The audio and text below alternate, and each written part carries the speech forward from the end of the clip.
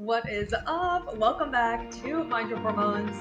We're on our walking pad today. I got my fan going, so if there's background noise, you already know. Just how we roll around here. You're not here for the high quality audio. You're here for the information, for the vibes. Like, that's what it's all about. So we're going to get into this episode talking about implantation dips, and it's going to be a quickie. We're going to get in and out because that's how we roll around here. But I know this is something that comes up, especially if you have been trying to conceive for a really long time and you're looking for like any and all signs that could be pointing to you possibly being pregnant. So I want to really talk about like what an implantation dip actually is, what can actually cause this to happen, when it would typically happen, and then like my thoughts on this with does it mean you're pregnant, does it mean you're not pregnant, like all that stuff, okay?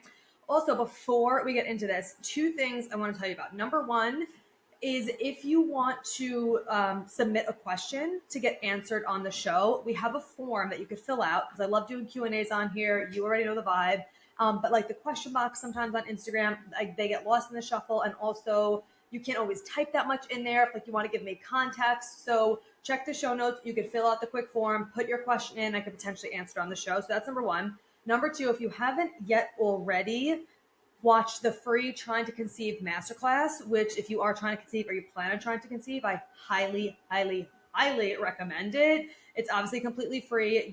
We talk about the 5 major root causes of all hormonal imbalances, talk about the major mistakes most women who are trying to conceive make that is negatively impacting their fertility, and then 5 things you can do immediately to improve your fertility. So if you have not yet downloaded that, highly recommend doing that. That's also in the show notes. Okay, let's get into today's episode. So an implantation dip, what this is pretty much exactly what it's what the name of it is, but it is a temporary drop in your basal body temperature, your BBT. We're just going to say BBT throughout, but it means basal body temperature, that some people, not everybody, but some people will notice around 6 to 10 days post ovulation, which is roughly around the same time when, if you do get pregnant, implantation of the fertilized egg would be happening. So when some people see this dip in their basal body temperature charting, they could think that this is a sign that they're pregnant, right? So if you aren't tracking your basal body temperature and you don't know what I'm talking about, I have a whole other episode on how to properly track your basal body temperature. We'll link that below too. My personal favorite is Temp Drop. That's the one that I recommend for accuracy. We're not going to get into that today, but I talk about it more so in the other episodes, so I'll put that below in case you don't currently track, which you definitely need to be if you are planning to get pregnant or you are actively trying. Like, this is so important. So I'll put that below. But anyway, that's what the implantation dip is, okay? Roughly around 6 to 10 days after ovulation, which would be around the same time that implantation of a fertilized egg can happen. So let's talk about like what actually can cause this dip to happen. Number one is a hormonal fluctuation, right? Typically an estrogen surge. So around the time that implantation could be happening, a brief surge in estrogen can happen. And estrogen can temporarily lower your basal body temperature, which can cause this 1-day dip in your temperature on your basal body temperature charting. So that's like, cause one of why this could be happening if this is an implantation dip, like what's actually causing it. The second thing is the implantation process itself, right? So this is just a theory, right? This isn't like, hard cut, but it's a theory that the physical process of the embryo actually like implanting into the uterine lining can slightly affect your hormonal levels and or inflammation, which will like indirectly affect your basal body temperature, causing that dip to happen. So that's the second thing that could possibly be happening. And then the third thing is progesterone shift. So as you already know, if you've listened to this podcast for like a minute, and if you haven't, again, look at that episode that I just talked about before about tracking your basal body temperature, because I talk about it in that episode. But when you ovulate, you produce the hormone progesterone, right? Progesterone is the hormone needed to get and stay pregnant. So after ovulation, progesterone is what causes your body temperature to increase, because when progesterone is present, it also increases your metabolic rate. And that is what essentially increases your basal body temperature. And that is why you will see, and that's how you confirm ovulation, seeing that the temperature increased. So after ovulation, progesterone keeps that temperature elevated as long as you actually ovulated and you have strong progesterone levels. If you get pregnant, that progesterone level will stay high the entire time. Like, you ideally want your progesterone levels and like that luteal phase, those higher temperatures, to be 11 to 14 days of the higher temperatures. If it's higher for longer than 16 days, you are pregnant. And if you're not, then you calculated it wrong and you're not reading your chart right. Because You can't have a longer than 16-day luteal phase, period, right? Like you can't. But when you do get pregnant, your levels should stay high, signifying that your progesterone levels are strong to actually hold on to the pregnancy, right?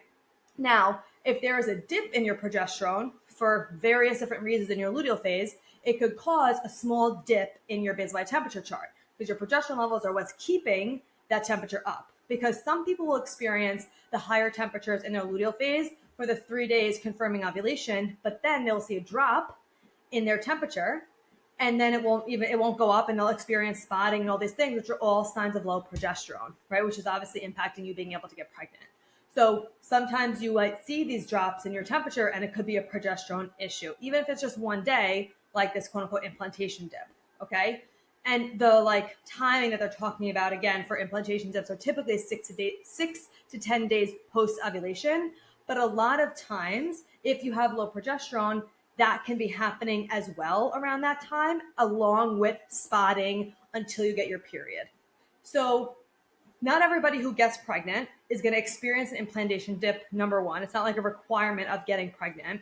And then some people who aren't pregnant will still see a dip in their luteal phase that is not actually due to implantation. So it is not like a definite sign of pregnancy. And of course, if you've been trying for a really long time, like I know you're just like looking and like grasping at straws in some senses of just like, give me a sign. Like, is this it? Oh my God, I see a dip. Does it mean I could possibly be pregnant? And it's just like, oh, it's like giving you that like that hope of like, oh, maybe I am. And I want you to hold on to any hope that you possibly can have. Of course, that's so helpful when you're in that 2-week wait. But I don't want this to honestly be something that you're even like thinking about or noticing on your chart, because it can mean so many different things. Like I said, it could just be like you seeing a drop in your temperature like that for a day. Yes, it could be the hormonal shift from actually implantation. It could be like the physical act of the embryo implanting the uterine lining. It could be just a random drop in your progesterone or whatever. But it also could be you just like didn't sleep good that day. That night. So your body temperature was different than normal. Could be you took your temperature wrong, especially if you're doing an oral temperature. This is why I recommend temp drops so much, because when you are doing an oral thermometer for your basal by temperature charting, you have to wake up at the same time every single morning for you to get accurate numbers. And if you don't, it's going to shift what your temperature is, which could be causing a random drop in your temperature. If you're not sleeping 3 hours solidly before you take that oral temperature in the morning, it could cause a dip. If you like got up to pee and went back to sleep, or you were drinking maybe the night before, or like you were just restless sleep, there's so many things that can impact our basal body temperature that have nothing to do with implantation. And wearing the temp drop really does minimize the amount of these fluctuations, just because you don't have to wake up at the same time every morning. You can have, broken up sleep. Hello, those of you who are already mothers, like this is definitely the one I recommend. And it's more graceful with not having to be like, wake up at the same time, no interruption, but all this to get accurate numbers. So it has more grace with that.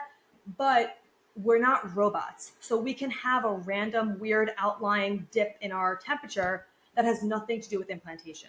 So what I don't want you to be looking at your numbers in your luteal phase, see that you don't have an implantation dip, and be like, shit, now I'm definitely not pregnant, because that's not true. I do not believe, I would have to go back and check my chart, but I almost am positive that I did not have an implantation dip the cycle that I got pregnant with Madison. This was 2 years ago. Well, actually, no, she's 2 now. I got pregnant 3 years ago. So like literally don't remember. But like, I don't want you to see that there isn't a dip and then think there's something wrong with you, or think, oh, this isn't the cycle, and then get all in your head more so before you even know if you are or not pregnant. And then on the other side of it, I also don't want you to be like seeing a dip in your temperature and be like, oh my God, this is it. And like, but there's two sides of that. It's like, cool, if you see that dip, like let that be a sign that maybe it is happening, and then get like really, really excited about it. But then some people will be like, well, I don't want to get too excited because I don't want to get let down. But it's like, you're going to be let down either way, of course. When you're trying, whether you're excited the whole time leading up to it and you find out that you're not pregnant, you're going to be disappointed, of course. But even if you were like pretending not to get excited, you're still going to be disappointed when you find out if you're not. You know what I mean? So there's like two sides to that. But honestly, I just don't even want this to be something you are looking at, focusing on, stressing about. putting your energy towards. Like truly, it is just, there's so many other things to look for and to prioritize during your like 2-week wait than this, right? Like this is just something that's like, there's so much buzz around it and people are talking about implantation dips. And I'm like, yeah, it could happen. Yeah, it couldn't happen. It's like just a waste of time. It's like LH strips, like a waste of your fucking time. Why are we using LH strips? It's not accurate whatsoever. Seeing a dip in your temperature is not an accurate like sign to let you know that you're pregnant. And it's also could happen. You also can be pregnant without seeing that dip. So it's just a waste in my opinion. So I just don't even want you to worry about it. Just forget it even existed. That's the other thing that I like too about temp drop, especially in your 2-week wait. This is not like a poster child for temp drop, but it's just really making sense with this episode. But like in your 2-week wait, a lot of my clients will tell me like they're like, can I just like stop tracking in my 2-week wait? Like it's just too stressful for me. I'm like, sure, like do whatever is best for you mentally, of course. And also we love to see the data, especially when I'm working with them closely. I want to see what's going on. With temp drop, you don't have to, it's an armband you wear at night and you sync it to the app in the morning. You don't have to sync it every night. It stores information. So you could do it every few days. And once you do sync it, you don't have to look at it. You sync it and you just put your phone away and it's done. So you actually don't even have to look at it, but you could still be collecting that data, which is really helpful. So in your 2-week wait, instead of searching for this implantation dip or seeing it's there or seeing it's not there, it's like, let's focus on how can you get out of your mind and into your body? How can you plan things that are fun and will get you like a little distracted? How can you do things that are going to support your nervous system and your mind and have fun, do other things, get your mind totally off the subject of pregnancy, especially if you've been trying for a long time, get a really good fiction book to dive into, plan activities with friends and family or whatever. And if you do feel sad, let it out, process it, like move through it. But I just am like, implantation dips, like where it's not, don't worry about it. Don't look for it. Don't not look for it. Like just like it's not a thing that needs a lot of attention. So those are my thoughts on implantation dips. That's what it is. Don't freaking worry about it. And that's that on that. So I told you we're going to get in and out quick and dirty in this episode. But like I said, number one, if you want to drop a question on the show and you want me to answer it on here, put it in that form. We'll put it in the show notes. The free Trying to Conceive Masterclass, if you have not yet listened to that episode, if you have not yet listened to that masterclass, for sure, check that out. It's going to be so helpful for you of like the stuff that is not helpful and that you're wasting your time on, the biggest mistakes I see and what to actually start prioritizing. And then if you have not yet listened to the episode of how to properly track your cycle and stop worrying about implantation dips. It's not about implantation dips whatsoever, but it's a way better use of your time of how to properly track your cervical mucus and your basal temperature and like all of that. That will link that episode below for you as well. But just let it go. Let the implantation dips go. Don't stress. Don't worry about it. But if you are, what I will say is if you are seeing in your chart that maybe it's high for 3 days and then it's low for the rest of the time, or it's high for a few days and then it's low for the rest of the time, and you do have spotting and PMS and mood swings, that is a definite sign of low progesterone, which is for sure going to impact your ability to get pregnant because you need progesterone in order to get pregnant and stay pregnant and have a healthy pregnancy. But the low progesterone is not the root cause of the issue. So it's not like, okay, let's get progesterone cream or chasteberry, Vitex, whatever, like that is not what's going to support it. You need to find out what is causing you to have the low progesterone because that is the root cause of the issue.